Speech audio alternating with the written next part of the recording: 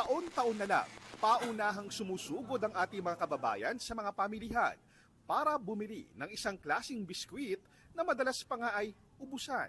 Samahan yan ng mangga, all-purpose cream at gatas. All set na para gumawa na ngayon tila staple ng medianoche, ang Mango Float.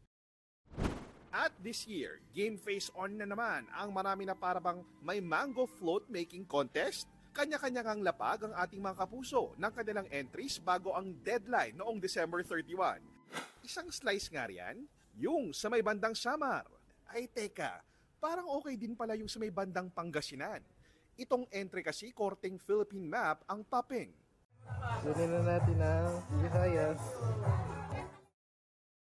Okay. Heto namang entry, sakto ang tema sa bagong taon. Lalo na ngayong Year of the Fire Horse sa Chinese Zodiac. Kabayo ang disenyo ng kanyang mango float na may nakaukit na 2026. Ang isa niyang entry may hint of kiwi fruit pa.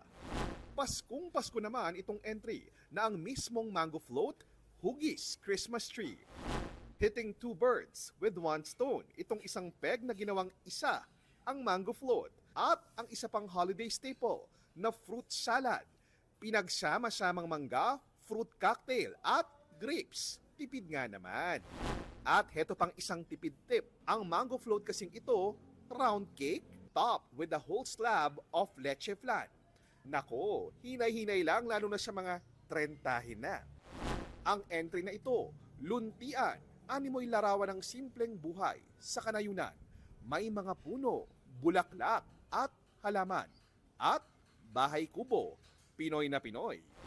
At speaking of flowers, hindi papakabog diyan ang mga entry na tila mga bagong bloom na sunflower. Parang ang hirap naman atang lantakin yan sa ganda.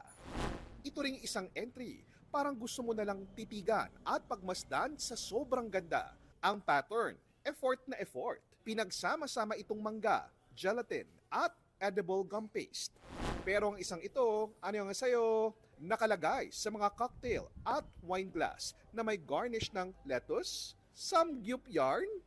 Sa pagpasok ng 2026 na may maging singkulay, singganda at sintamis na mga mango float na ito ang bagong taon.